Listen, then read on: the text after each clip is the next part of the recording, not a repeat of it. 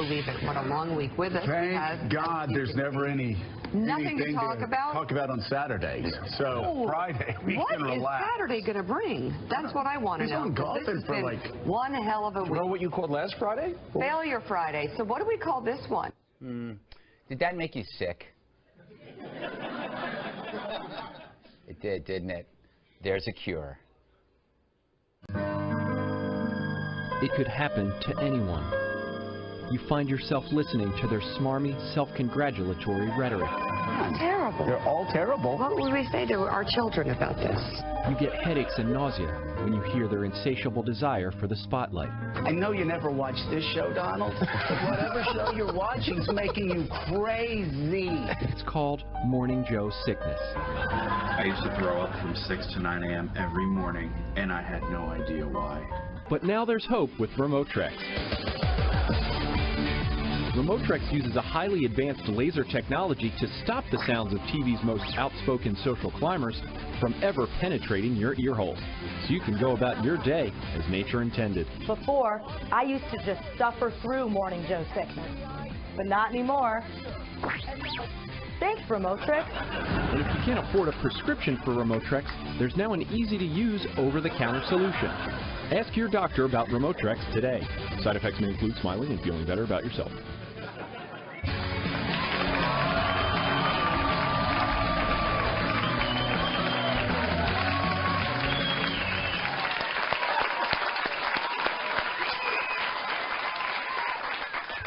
So here's a question. Have you seen any Russians in West Virginia or Ohio or Pennsylvania? Are there any Russians here tonight? We didn't win because of Russia. We won because of you. That I can tell you.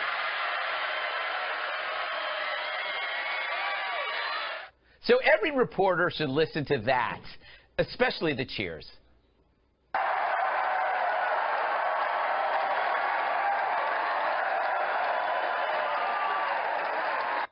What does that tell you? It tells you that they don't give a rat's ass about Russia. And if you oust a president over Russia, you'll deal with the flip side of those cheers, which looks like this.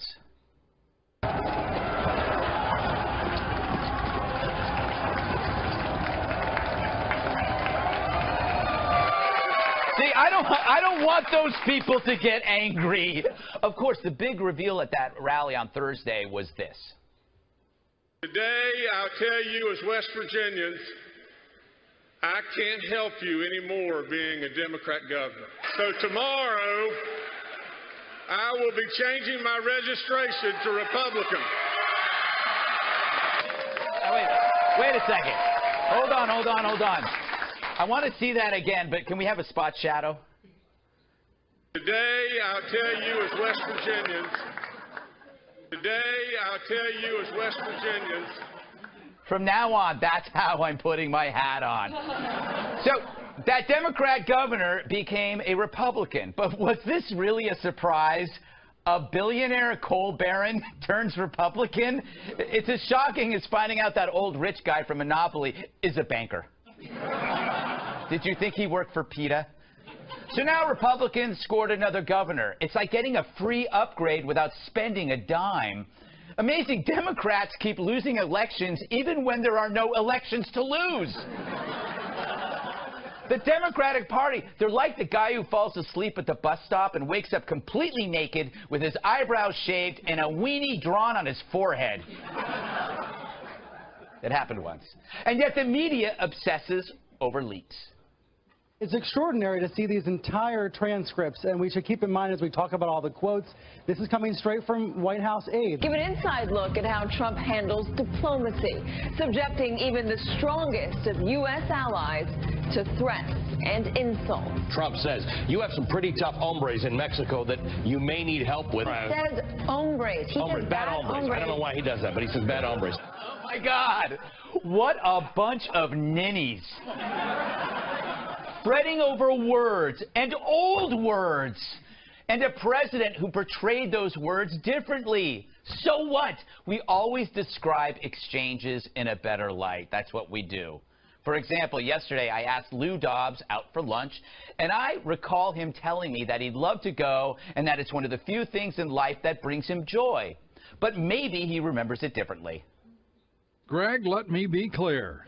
Do not call me ever again, or I will immediately notify security. Also, stop sleeping in my yard, and stop sending me those nude pictures. Lou. So, now the leaks prompted some strong words. I have this warning for would-be leakers. Don't do it. Somehow I'm not quaking in my boots. I think we need something harsher.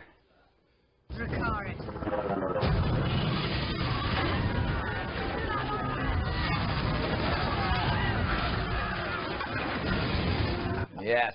Fact is, if you can't talk privately to world leaders, you can't govern. But maybe that's the point, to make it impossible for Trump to govern. But again, get rid of Trump, you're going to have to deal with this.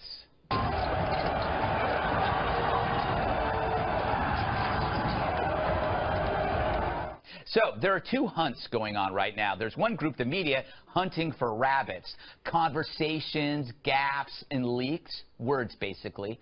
Now there's another group, let's call them you, who focus on bigger game. ISIS, the economy, jobs, regulations, judges.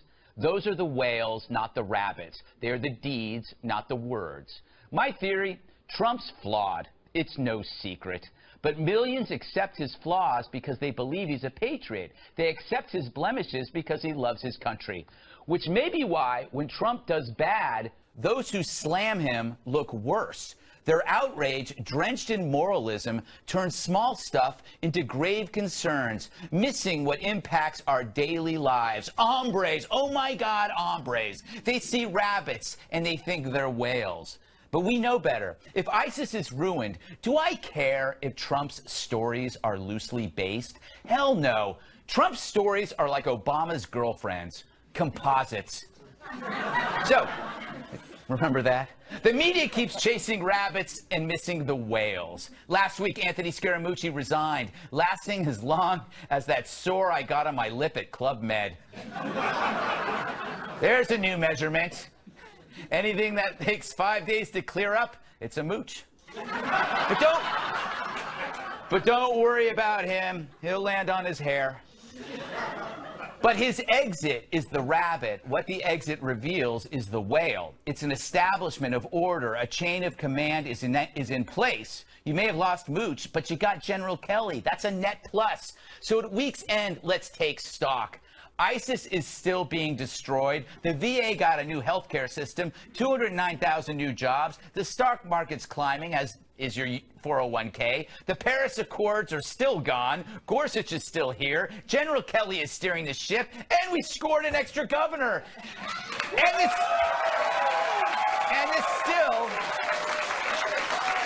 this still is getting done, given all the animosity. Trump's got more enemies than Fox News. How is that possible? It's not so much deep state as it is deep hate. So all in all, a good 6 months, even if it felt like 6 years. All right. Let's welcome tonight's guests. He's so wise that owls come to him for advice. Author of Up in the Air and columnist at Harper's Magazine, Walter Kirn. His dimples run as deep as his intellect. Creator and host of the Rubin Report, Dave Rubin. Yeah! Her laundry detergent is the opposite of cheer. Co-host of Fox News specialist, Katherine Timpf. The Great Wall of China is the belt to his bathrobe. Former bodyguard, my massive sidekick, Tyrus. All right, Walter. Where do you want to, you take it wherever you want to go. You want to talk about the leaks? You want to talk about the week? You want to talk about the... I want to take the second to talk about Jim Acosta versus Stephen Miller. That's in the B block. Well, can we do it now? Well, you can do it now, but we're going to come back. Okay, well, then I'll talk about this. I think, I think that you've got it exactly right. Trump has been saying, look over here, and he's been, governing over here. Right. And every 6 months, people are going to look up and see this country has changed, and they're still going to be talking about Russia on the other side. So, you know, I'll take that deal. Yeah, exactly. If they look at the shiny bauble, and all of a sudden the economy is doing great. Dave, what do you make of all of this? Greg, I've been on this show a couple times over the last couple months, and each time I've said it can't get dumber. Yeah.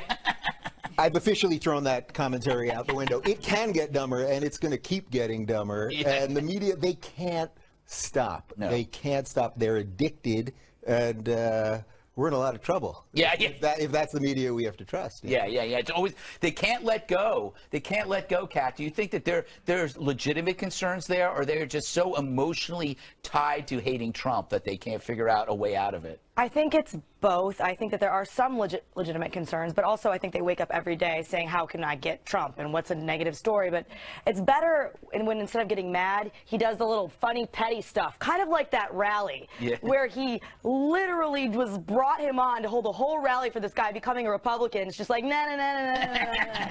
It's like when you go through a breakup and you post all these pictures with like your new hot guy. You don't even actually have to know him, by the way. You can just like ask a guy that's good looking.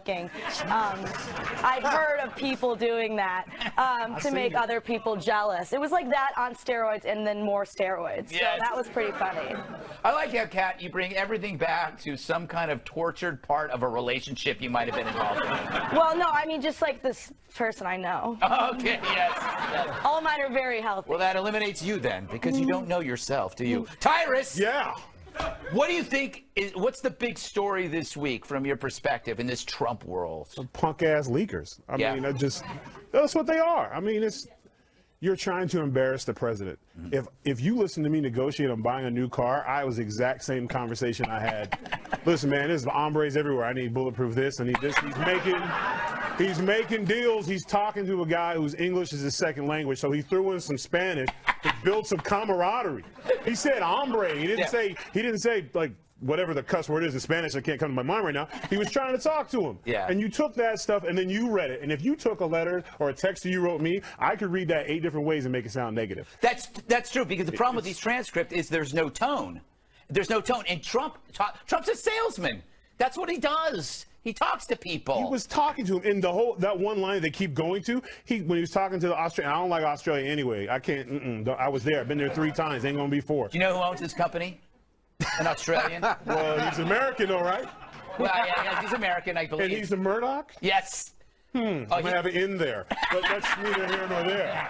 But my point is, he was making a point. He said it was easier to talk to Putin than you, bruh, and you're supposed to be my ally. And he's like, oh, he said he liked talking to Putin. He was making a point. Yeah. By the way, that point you were making is Tyrus's last name is actually Murdoch. Spoiler alert, thanks. I've been hiding. It was purely nepotism. That's what it was. All right. Coming up, we got a lot to talk about. It was a duel of the dorks. How badly did the White House Steve Miller beat CNN's Jim Acosta? Pocket protectors went flying. Next.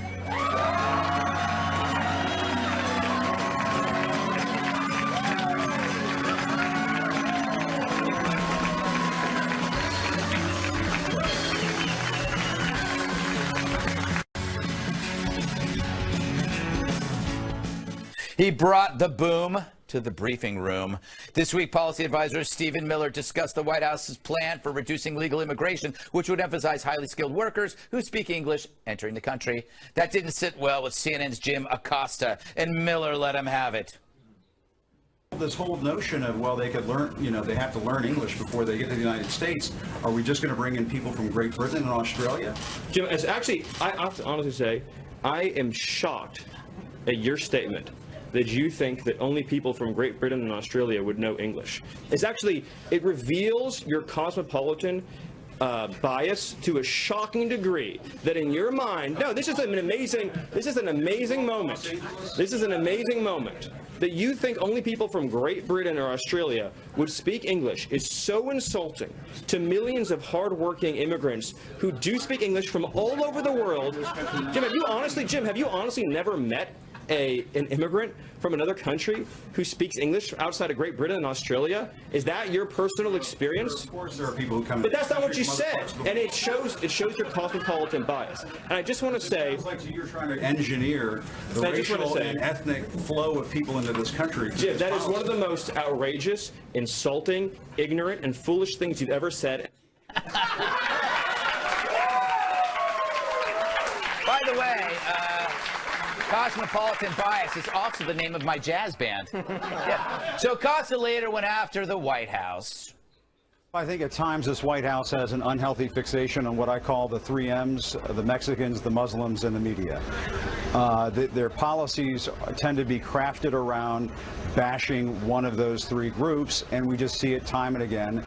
All right, I don't know about you, but I would love to see a rematch. I can already imagine the promo. Sunday, Sunday, Sunday, get ready to be annihilated as the makers of Rockstairs proudly present the White House Rumble Extravaganza.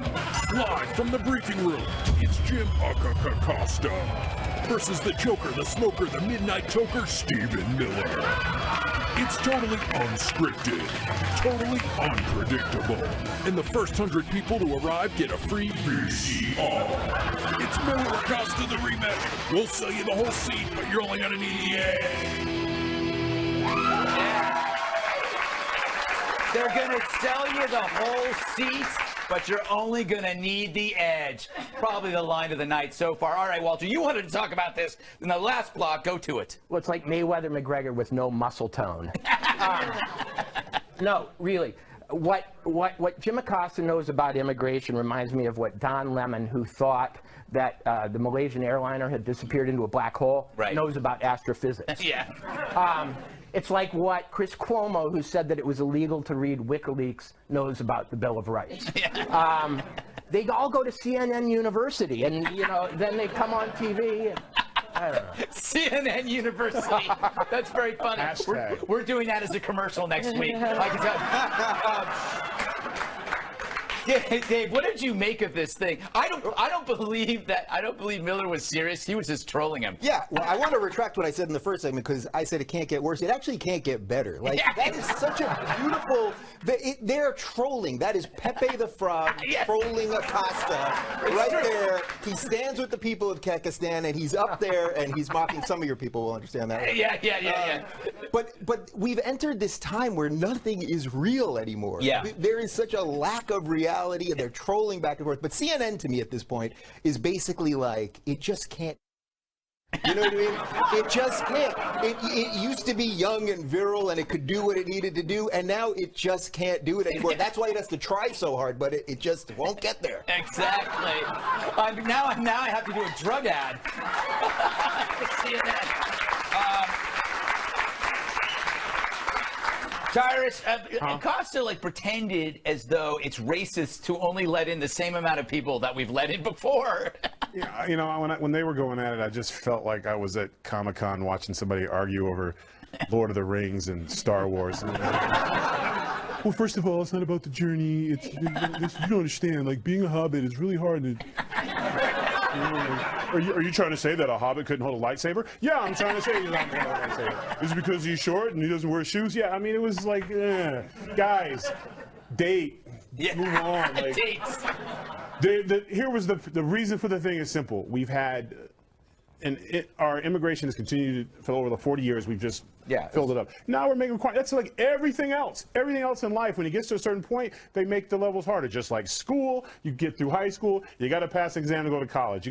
There's certain rules for things, and making things a little tougher or a little looking for less people who are just coming here for a handout, because we have a lot of that. The people actually come here with a skill set. I'm cool with that. Also, offering, mandating some kind of system or whatever increases their chances for success in the United States. It helps to know the language. I will hire you if you can speak English. Well, actually, you don't have to. Not for the work I ask for. Just having a skill set. That's terrible what I just said. I don't even know what I meant. Kat, yes. Stephen Miller is the perfect Hollywood villain. He could leave D.C. right now and pick up any role he wants. Absolutely. The way that he was arguing is kind of the way that I argue, which is really effective. You don't necessarily have to believe what you're saying, just the essence of it. And I'm talking about in my personal life. But if you get performative enough and you sound good enough, the other person will either A, just believe you, or B, get a little tired of watching your little skit and not talk. And you'll feel like you've won, which is really enough oftentimes. But you gotta love Acosta's 3 M's too. Yes. It was Muslim, Mexicans, and media, but he really meant me. Is what me. It's about me. The way that people argue this was ridiculous. I mean, I don't like cutting the number of green cards in half. I have plenty of issues with this policy. However, people quoting the poor, tired, huddled masses thing as if the poem on the Statue of the Liberty is the law. Like, poems on statues aren't the law. I didn't know if, like, that's some groundbreaking idea. But maybe they should be. Yeah. Maybe poems should be law. That's a great comment. No, it's not. No, it's not. You know, some people can't get in. Maybe they can stay and help improve their country and then come. I don't know. Just a thought. Still to come. The president is taking a 2.5-week vacation. So what's the media going to do? I suggest ping pong. It's low impact and easy on the joints.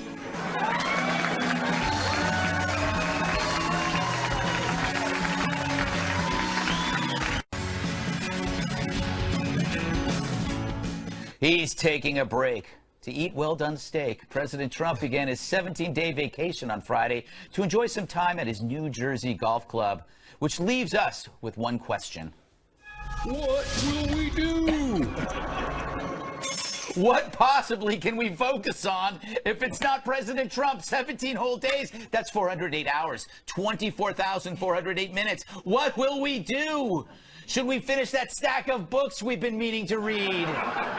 Should we learn that new recipe? Should we create world peace? Should I finally finish that hole I've been digging in my basement?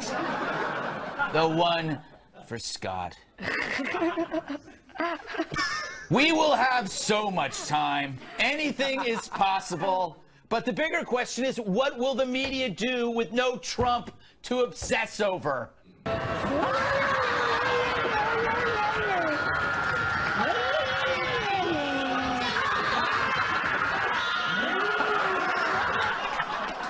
We couldn't make up our minds. All right, Dave, how much will he be tweeting? Who's Scott? Is that your pet name for Lou Dobbs? No, it's just a roommate, a flight attendant. Things didn't go too well. Fair enough. Yeah. You know what people should do? And Tyrus alluded to this earlier. Go out. I feel like nobody gets it anymore. Nobody go out, eat food, drink wine. Yes. Go have fun. These people have become hysterical blowhards. Yeah. Guess what? Getting better than tweeting about Trump. Yeah, that is true. It's close, though. I will say that it's close. It depends how many Twitter followers. Yeah, if you got a lot of Twitter follows, you get a lot of retweets. It's kind of, it's enjoyable, satisfying even, I might say. I'm very sad, Walter. You know, the bottom line, the media will not admit this, but he will be missed because they adore him. He's part of their life. He is their sex life. He is their entire life. You know, if you could see the little webcam on the top of their computer screen when they watch Donald Trump, it would be horrible, you know. But anyway, what I'm going to be doing, going to rehab. Yeah, and I think everybody else will be too, because they're going to realize their lives are empty, meaningless, and they don't know their children. Kat, shouldn't his critics be thrilled he's gone? Because if he's, you know, that's 3 weeks without him being dangerous. He's not messing things up or saying mean things. Right. Plus, they can criticize him anyway. They have been criticizing him for taking vacation, which I guess he, you know, made fun of Obama for golfing a lot. But I don't care about him golfing. I didn't care about Obama golfing. I don't care about golfing. Yeah. I don't like golf. Want to know why, Greg? Because I'm not good at it. Yeah, I understand. Yeah. That is how I approach life. Yeah, I never understood golf at all. Obama wasn't good at it either, but he. I cried on a golf course when I was 12 pretty hard, so I've never gone back after that. Right, yeah, I've done some awful things there. Yes, you have. Yeah, climbed a lot of fences, ran through, looking for things, chased away by a guy with a rake. Is this something you want to get off your chest? Yes. You're just telling us the plot to Caddyshack. I know, yes. Tyrus, yes, Greg.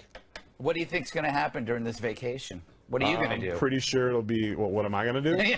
I'm going to Montana. I'm looking for a ranch. I'm out. Deuces. But what I will enjoy is, what's his name, Acosta, AAC, MMME, whatever he is. He's going to be sitting in a bush. Trump watch, day 7. Nothing to report here from the House, but it appears he went outside and took a fresh breath of air. Stealing air, Trump the bull. I guarantee you, I guarantee you, he's in his bathrobe watching what appears to be Law and Order. Can't tell if it's criminal intent or SUV. Either way, he should be doing something else with his time. That's exactly what they're going to be doing. You know what? I really do think that when he comes back, there is, I think he should stay away completely, because he should make people in the media miss him. And then when he comes back, everybody's going to be like, oh, it's like my uncle that drives me crazy, but I'm so glad he's back because he's funny. You know, if he disappears, you know what they might have to start doing? Reporting. Journalism. You know, they might... CNN might not have to do a segment on Sean Spicer saying no to Dancing with the Stars, which literally was a segment today that I saw. I'm bummed about that, personally. What? I would love to see him on Dancing with the Could Stars. you imagine Don Lemon when he finds out about Venezuela? What, this was happening? Wait, my God, man, we need to investigate that. Like, a whole year. Oh, wow. But you know, I read that he's going away. He doesn't like to take vacations, but the White House is having air conditioning installed while he's gone. Yeah. And I realized what he's really doing, he's sweeping for bugs. Well, they're going to sweep for bugs. Oh, that would make sense, and I would too. I would too. Because if there are any leaks from the White House while Trump is on vacation, it means it's not him. Yeah, that's true. White House, and we know it's a dump, right? Finally, somebody said what we were all thinking. Just because it's a big white building with pillars, it doesn't make it pretty. Coming up, a college professor says words can do bodily harm. A stupid college professor.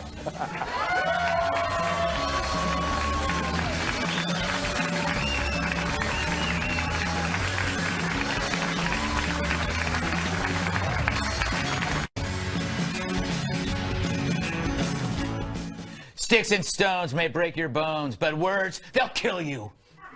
It's true, free speech can be physically harmful, according to a professor, Lisa Feldman Barrett, who in the New York Times suggested that colleges be careful who they invite to speak on campus, because some speech causes stress that can damage your nervous system. I know, huh? She uses Milo Yiannopoulos as an example, calling his brand of speech noxious and adding there's nothing to be gained by debating him, except maybe a debate, you moron. Thankfully, I mean, it's a debate. Thankfully, Tucker Carlson, you might know him, good friend of mine, invited the professor on his show. He asked her who gets to decide which speech is dangerous. Bear in mind, we're giving you the short answer here. A reasonable person, when a reasonable person is fearful for their own safety or the safety of someone else, that classifies as hateful speech. How do you decide what a reasonable person is? Perhaps I feel intimidated. Hold on, maybe I feel intimidated by you right now. I think I'm a reasonable person. Should we, consign you to the hate speech bin? I mean, what does that even mean? Reasonable person is actually a concept in the U.S. law. It's a concept that's used by judges and lawyers and other legal actors to make legal decisions. I got 30 seconds. Define what it means. A reasonable person is the average person.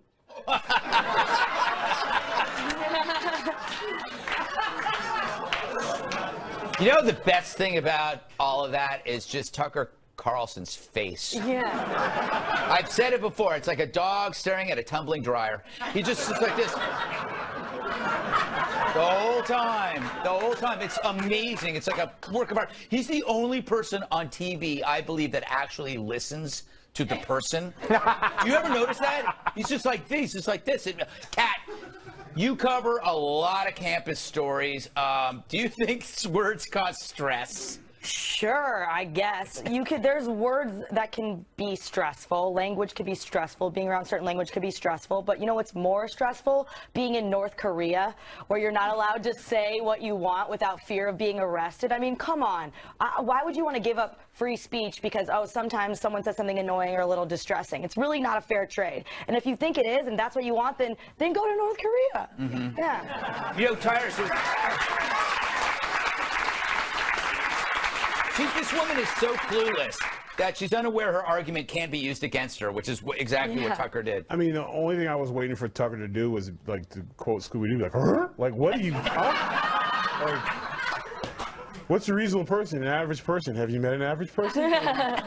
I mean, unless the speech is something like, ladies and gentlemen, thank you for coming and supporting Tyrus and my political views. Underneath your seat, you'll notice a bat. Please do the voodoo that you do with anyone who disagrees with me. Go. That might be possibly inciting some violence. Yeah. But if you say something I don't like, you're going to hurt my feelings. So, new house rule, no one speak. Yeah, that's true. What are you talking? You hurt my feelings. I'm scared of you, though. Walter, Tyrus has a point that if we just went by hurt feelings, it would be total censorship, thought police. Well, she's making the argument that words equal stress equal violence. Yeah. So I'm going to attempt to take down Tyrus with words. I've been waiting for this for a minute. You get to use your holds, your feet, your hands, your fists, but I get to use vowels. Who do you think would win that? I'm putting 5 on Tyrus. Yeah. It's a good point. What do you make of this, Dave? Well, of course, words are not violence. Words are violence if someone is literally punching you in the face while saying mean things about you. That's it. Feelings have nothing to do with this. There's no such thing as hate speech. These are words that they're using to manipulate our minds. Hate speech is not real. And guess what? In America, you are guaranteed the right to freedom, not the right to not be offended. And you're going to be offended sometimes, and that's life. Well, before we go, because this last week, and this may be made up because it came from Lena Dunham. This is related, and everybody's saying there's no evidence of this. She claims she overheard a conversation between flight attendants at a terminal at JFK.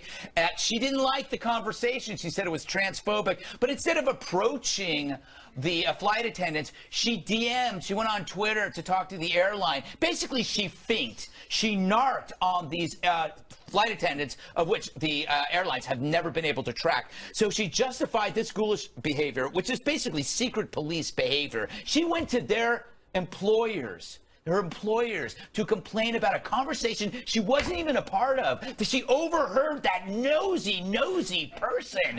She's not even it's so disgusting. What a smarmy. Oh, she said the reason why she did this was to like raise awareness and make people better. No, it was attention seeking. She's a sick person. Right. If she wanted to raise awareness, it's like, hey, they're right there. You know, talking about No, she didn't want to raise awareness. She's trying to get attention. She's an attention seeker. I need attention. I think she's ill. I'd like to take back what I just said. I consider Lena Dunham to be hate speech. Yeah. Enough said.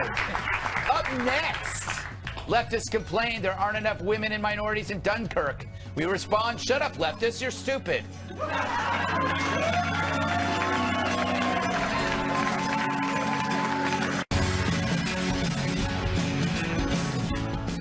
I can't help but smirk over the feminist jerk who pans Dunkirk. The film tells the true World War II story of how thousands of Allied soldiers trapped on the beaches of Dunkirk, France, are rescued. The rescued soldiers were from France, Great Britain, Belgium, and the Netherlands. But to hear some reviewers tell it, it's a movie about white guys. USA Today's film review says the fact that there are only a couple of women and no lead actors of color may rub some the wrong way. And Marie Claire magazine tweeted, Dunkirk feels like an excuse for men to celebrate maleness, and don't they get to do that enough already? Well, celebrating maleness means remembering the heroic men who saved the world from Nazi domination. Then actually, no, Marie Claire, we don't do that enough.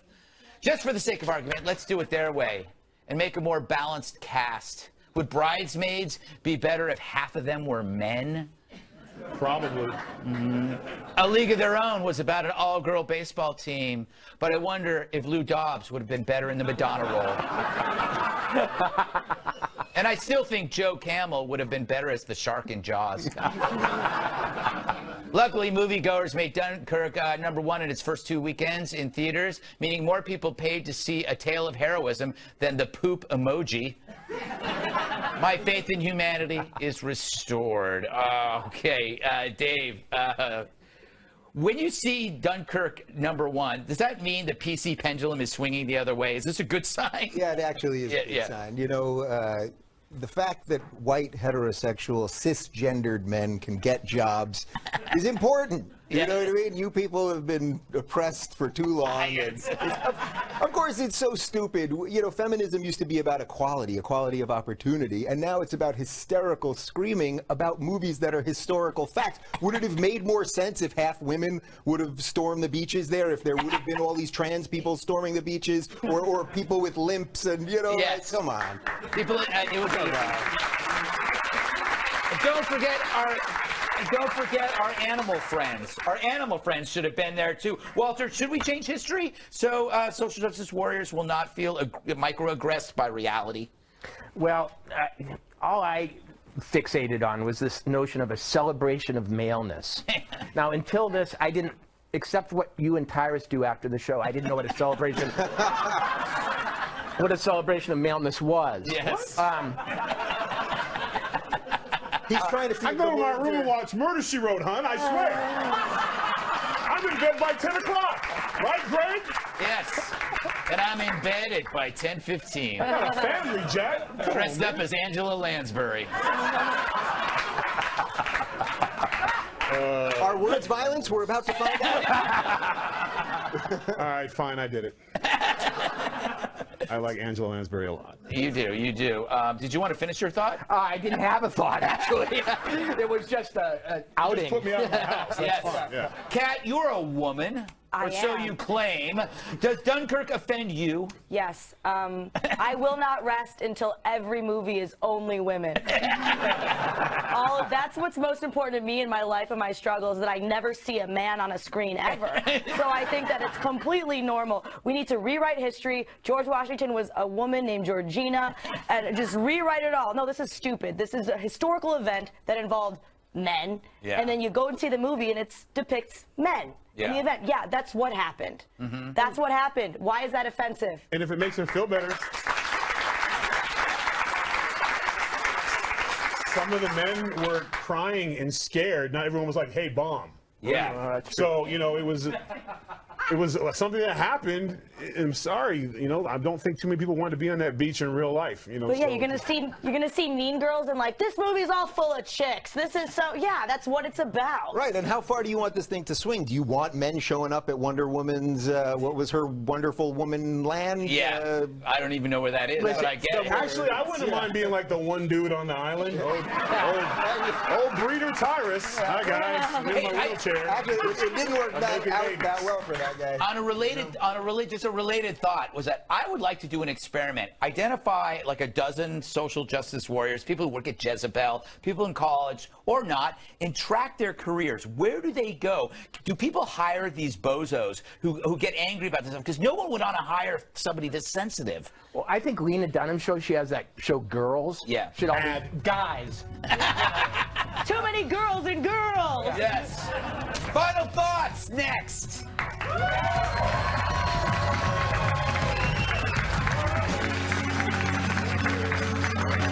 If you'll be in New York City and would like free tickets to be part of our studio audience, email gregtix@foxnews.com.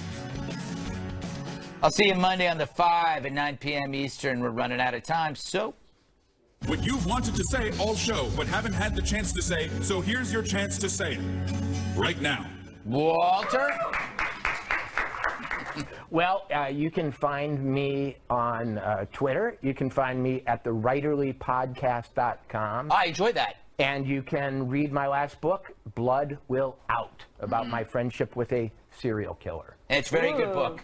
It's a great, you're a great writer, but you know that, so I'll just shut up. Dave? You see how he spoke slowly there? Took a little extra time. Half there in the break. We're in trouble now. RubinReport.com, YouTube.com/RubinReport. And I think this Greg Gutfeld fella may be on the show. I'm going to make it. Yeah, I'm going to have it. I think September. I think I'm going to fly out there and do your show, among other things. I'll put you up with Lou Dobbs. What do you say? Fantastic.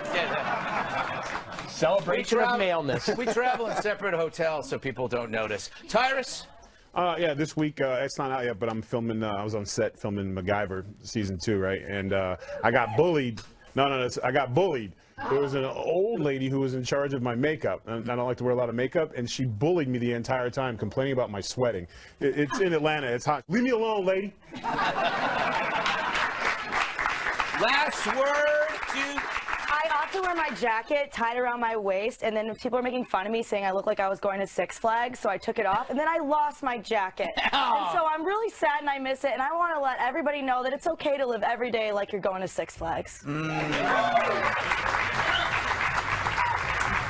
was positive. It was. Thank you to Walter Kirn, Dave Rubin, I'm Greg Gutfeld.